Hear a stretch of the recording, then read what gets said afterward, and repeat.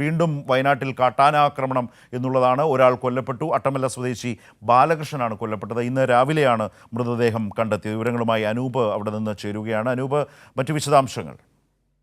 ഏറാട്ടുകുണ്ട് ഉന്നതിയിലെ ബാലകൃഷ്ണനെയാണ് കാട്ടാന ആക്രമിച്ച നിലയിൽ ഈ ഊരിന് ഉന്നതിക്ക് തൊട്ട് സമീപത്തുള്ള സ്ഥലത്ത് വെച്ച് മലയാളം പ്ലാന്റേഷന്റെ തോട്ടം അതിന് സമീപത്ത് വെച്ച് കണ്ടെത്തിയത്. ഇൻക്വസ്റ്റ് നടപടികൾ ഇപ്പോൾ പൂർത്തിയായിട്ടുണ്ട്. അല്പസമയത്തിനകം തന്നെ പോസ്റ്റ്മോർട്ടം നടപടികൾക്കായി വൈത്തിരി താലൂക്ക് ആശുപത്രിയിലേക്ക് കൊണ്ടുപോകാനാണ് തീരുമാനം. എന്നാൽ നാട്ടുകാർ പ്രതിഷേധിക്കുകയാണ്.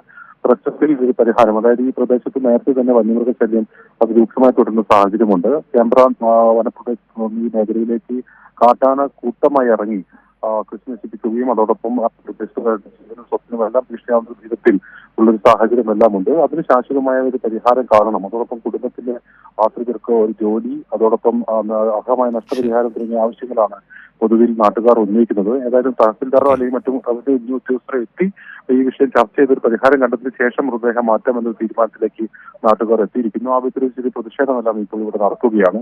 ഇന്നലെ രാത്രിയാണ് ഈ സംഭവം നടക്കുന്നത്. ഈ ഏറാട്ടുകുണ്ട് എന്ന് പറയുന്നത് ഈ സൂര്യമല മുണ്ടക്കൈ ഉരുൾപൊട്ടൽ മേഖലയ്ക്ക് തൊട്ട് സമീപത്തുള്ള ഏതാനും കിലോമീറ്ററുകൾ മാത്രം അകലെയുള്ള പ്രദേശമാണ്.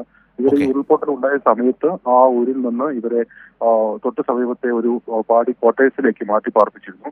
അവിടെ നിന്ന് തിരിച്ച് ഇവരുടെ ഉന്നതിയിലേക്ക് വരുന്നതിനിടെയാണ് രാത്രിയിൽ ഈ ഒരു ആക്രമണം ഉണ്ടായത് എന്നാണ് നിഗമനം. ഏതായാലും ആ വിധത്തിൽ ഒരു ദാരുണമായ സംഭവം അതിനകത്ത് രണ്ടാം ദിവസം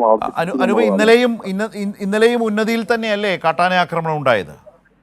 ഇന്നലെയും അതേപോലെയായിരുന്നു. അത് നൂൽപ്പുഴ പഞ്ചായത്തിലായിരുന്നു ഇന്നലെ ആ വിധത്തിലൊരു സംഭവം ഉണ്ടായിരുന്നത്. ഇന്നത് മേപ്പാടിയിലാണ്. രണ്ടും ഈ വിധത്തിൽ രണ്ട് ആദിവാസി വിഭാഗങ്ങൾ താമസിക്കുന്ന രണ്ട് സ്ഥലങ്ങളിലാണ് ഈ വിധത്തിൽ ആക്രമണം ഉണ്ടായതും 2 പേർ മരണപ്പെട്ടതും. ശരി അനൂപ്.